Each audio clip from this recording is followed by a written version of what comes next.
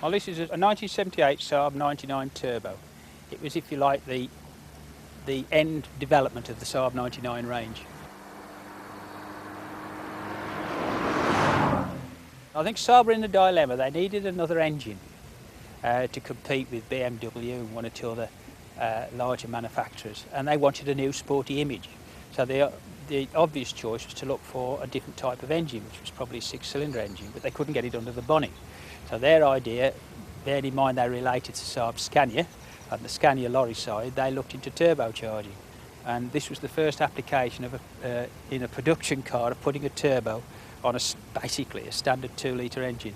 They uprated the head and strengthened it where necessary, but basically it's the standard cooking engine with a turbo attached.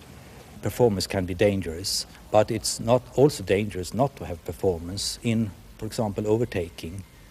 Therefore the turbo, we will say, give you more freedom to handle the car in a safe way.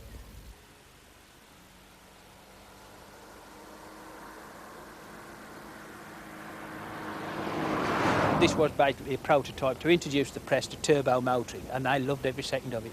The only time the turbo will cut in is when you floor the accelerator. Then you'll hear it start to spool up with a low-pitched whine, and then all of a sudden the car takes off. And then you hang on.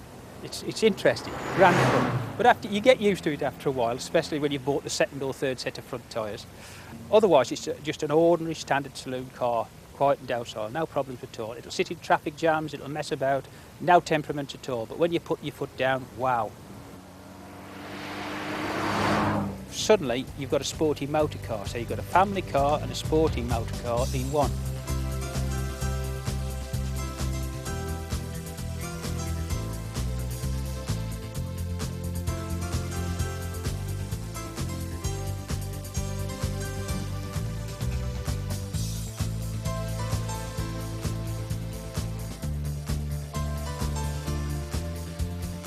There were problems in the early days because people come tearing in off the motorway, stop with the turbo glowing cherry red, which they do quite normally, quite naturally, and switch the engine off, and then the engine could gel on the bearings.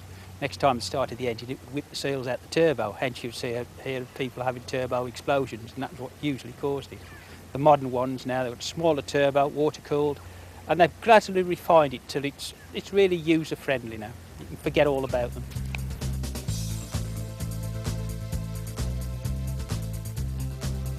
I don't know why I started collecting Saabs, to be honest, because, well, I do. They're quirky. They don't follow anybody else's pattern. They do their own thing, their own way.